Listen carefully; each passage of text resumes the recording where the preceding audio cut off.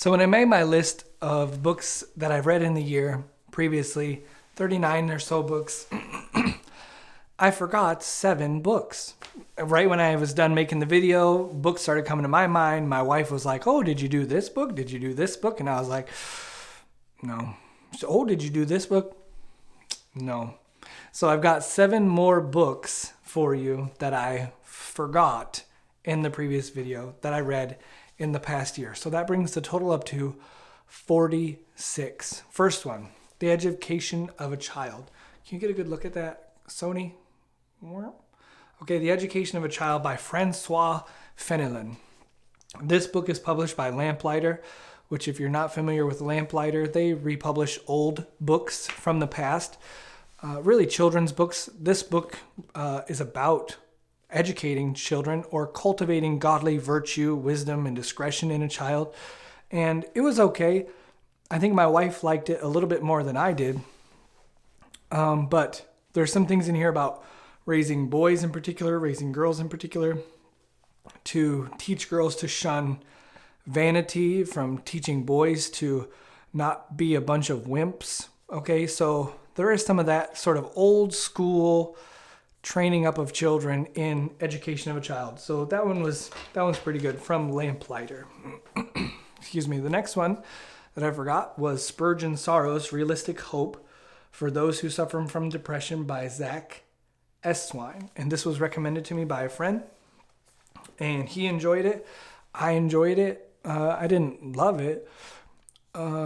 He shows how Spurgeon dealt with people who were in depression, how Spurgeon addressed depression from the pulpit, which is wise to do, right? We don't want to leave, it's a real problem in the world. People get sad. And so what he does is he shows Spurgeon's heart towards those who are suffering from depression, and how tender Spurgeon was, how careful he was in not leading them further into depression. But also, so that's one side of it. And he also goes then to the other side and shows how Spurgeon wasn't afraid, when the time was right and necessary, to really pointedly say, knock it off, or to quit whatever it is that you're doing. So it certainly is less of that. So it's more tender than it is severe.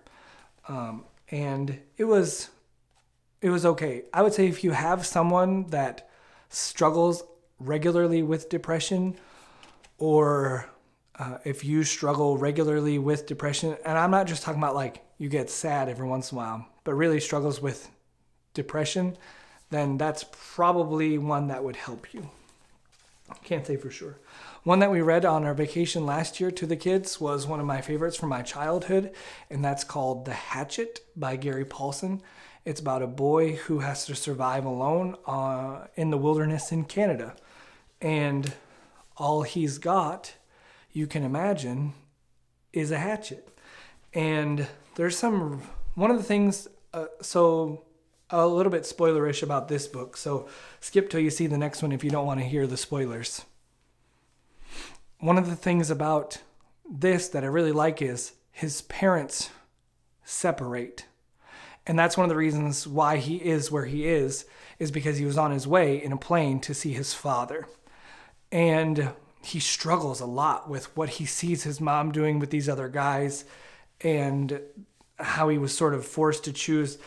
And I remember reading that in this book, and really I liked the survival part of the book, but also this really heavy theme about divorce.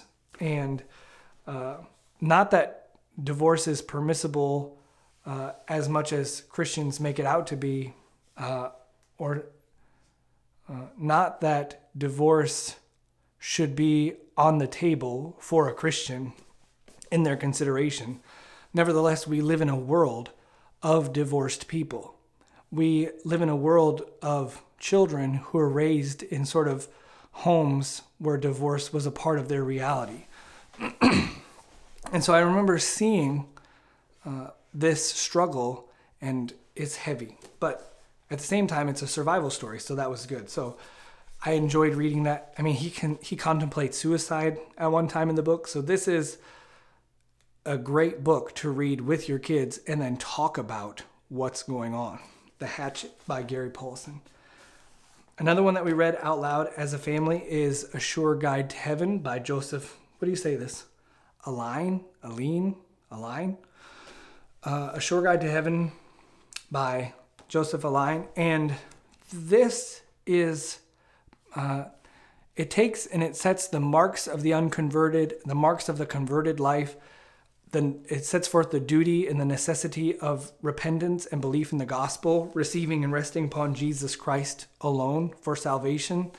And for that, it was good. I bought one of each of these for my children to put in something that we have called their brain box. It's just a box of like really cheap wood that I made for them to keep books in. This is one of the books that's in there. A Sure Guide to Heaven by Joseph Aline, part of the Puritan paperbacks. So really it's about conversion and contrasting the unconverted and the converted. The next book is another lamplighter book, and this is one for boys. Let's say this would be perfect to read to a 4, 5, and 6-year-old boy. Perfect to read out loud to them.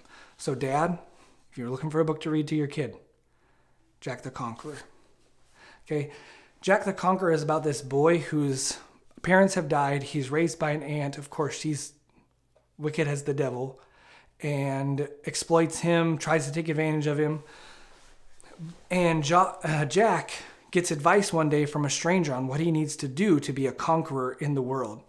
And he goes out and does it. He learns how to take care of himself. He learns how to clean up after himself. He learns how to work hard. He learns how to read by himself. That's one of his things that he has to do is he learns, strives to learn how to read. And it's one after another obstacles that Jack has to overcome until at the end of the story he's, I won't tell you, till it finds its resolution in the end and he's in a certain prominent position.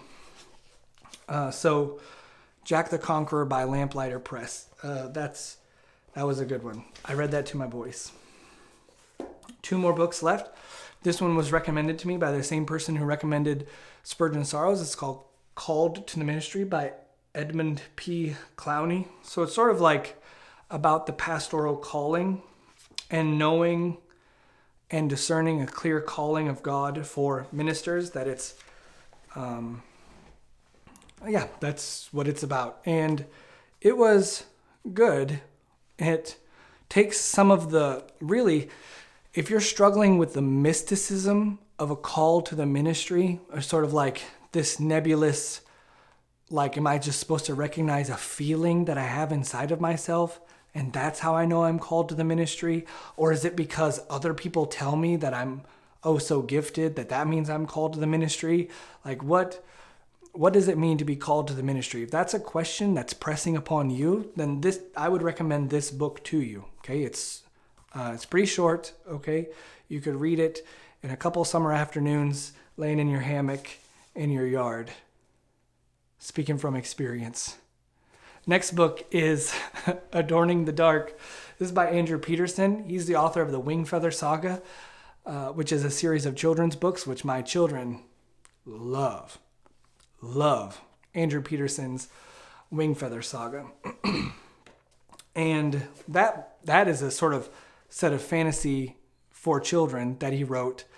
And he wrote that before he wrote this. So he was a fiction writer and a singer-songwriter before he wrote this book. And that's necessary contextually for you to understand this book, because this is about thoughts on community, calling, and the mystery of making, of being a creator. And that's why it's called Adorning the Dark.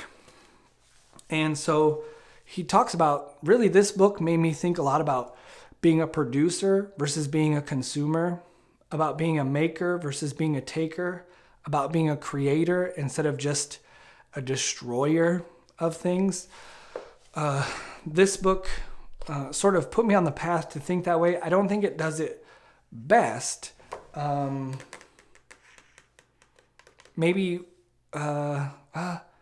No, I mean, this really was one of the ones that made me really start thinking about it. So it's hard to say that it wasn't the best, but it certainly came to me when that's what was going on in my mind and fueled my passion and my desire to learn in that direction. Lots of stories, personal stories about him and his journey. That's sort of, it's almost biographical in that way. And so if you want to hear about his idea of adorning the dark, or really being a creator in the fallen world that we're in. He even talks a little bit about the plotting idea, or productivity, one of the books, my favorite books of the year. And he talks about how he built a stone wall for a garden, sort of like one rock at a time. He'd walk by, put a couple on there, driving home, see a pile of rocks, grab a couple, throw them in the truck, and then slowly really create something in the end. So that's the 7th one, Adorning the Dark by Andrew Peterson. That's all that I've got for you today. If you have any questions about these books or any of the books, or like even something like if you want a picture of the table of contents or something like that, feel free to ask me. I'd be happy to help you if I can. So with that, I wish you well.